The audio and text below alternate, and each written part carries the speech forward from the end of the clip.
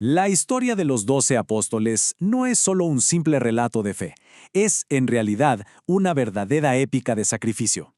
Imaginen un viaje que llevó una idea desde un pequeño rincón del mundo hasta los mismísimos confines del imperio. Un viaje que se pagó con sangre. Y esa es la pregunta central que vamos a explorar. ¿Qué llevó a estos hombres a dejarlo absolutamente todo, sabiendo que el final más probable era una muerte violenta y dolorosa? Bueno, vamos a meternos de lleno en esa historia. Todo comienza en Jerusalén. Pensemos en esa ciudad como el epicentro de un movimiento que estaba destinado a cambiar la historia para siempre. Pero claro, también fue el punto de partida de una persecución que sería implacable. Uno podría pensar que después de la crucifixión de su líder, los apóstoles se esconderían.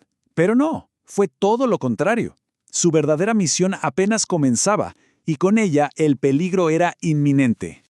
El riesgo apareció de inmediato. Ojo, la muerte de Judas fue un acto personal, un suicidio por desesperación. Pero las muertes de Esteban y, poco después, la de Santiago, fueron ejecuciones públicas. Esto marcó un antes y un después. El mensaje era clarísimo.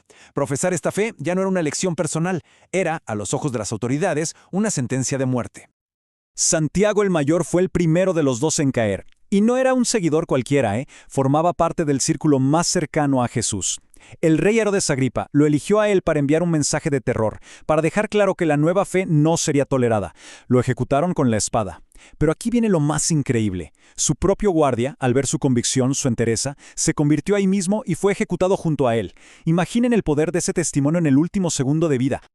La misión siguió expandiéndose, y con ella el conflicto. El siguiente gran escenario nos lleva al corazón del imperio, Roma. Aquí, la fe se enfrentaría cara a cara con el poder de los Césares.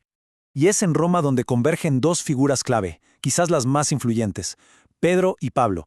No podían ser más distintos. Pedro, el pescador, impulsivo, la roca de la iglesia. Y Pablo, el intelectual, ciudadano romano, que pasó de ser un perseguidor feroz a ser el mayor misionero. Que los 2 terminaran en Roma no fue casualidad, fue el choque inevitable entre un imperio terrenal y uno espiritual. Y para entender lo que pasó después, el contexto histórico es crucial.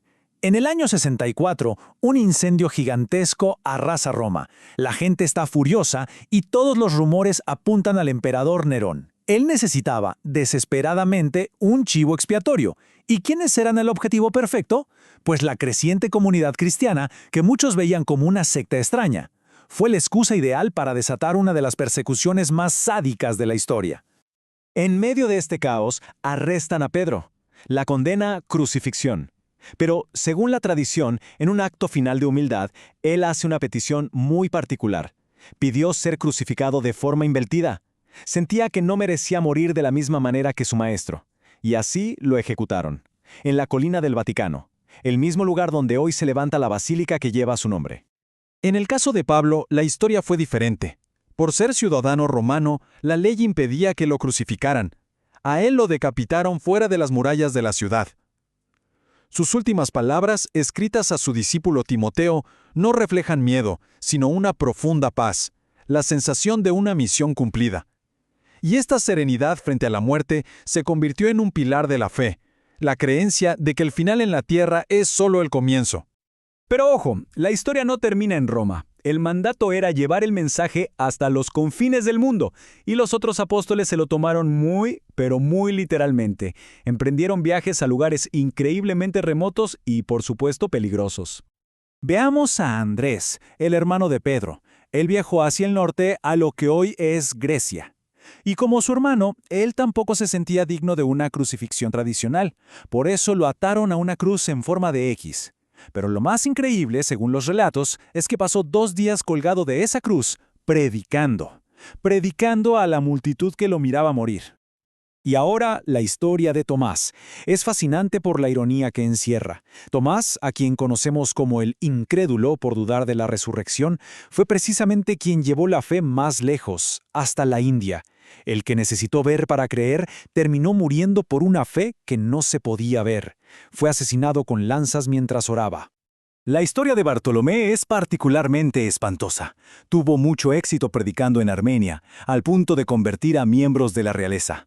Esto enfureció a los sacerdotes locales y su castigo fue uno de los más crueles que se hayan registrado. Fue desollado vivo y después decapitado. Una demostración del extremo peligro que enfrentaban. Y la lista lamentablemente continúa.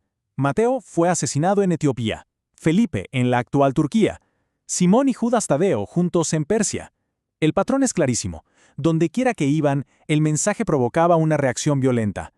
Su sacrificio no fue un evento aislado, sino un fenómeno global que demuestra tanto la resistencia a su idea como la increíble fuerza de su convicción. Para el final del primer siglo, casi todos habían muerto. Solo quedaba uno, el más joven de todos, quien tendría que presenciar el final de sus compañeros y llevar esta historia hasta su conclusión. Hablamos de Juan, conocido como el discípulo amado. Piensen en lo que vivió.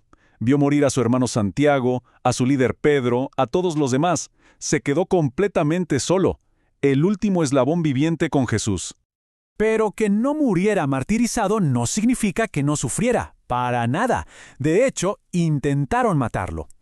La tradición dice que lo arrojaron a un caldero de aceite hirviendo en Roma, pero sobrevivió de forma milagrosa. Como no podían matarlo, lo desterraron a la desolada isla de Patmos, que era básicamente una prisión rocosa en medio del mar. Y fue allí, en esa soledad absoluta, donde ocurrió algo extraordinario. Juan recibió una visión. Escuchó una voz potentísima, como de trompeta, que se identificaba como el principio y el fin de todo.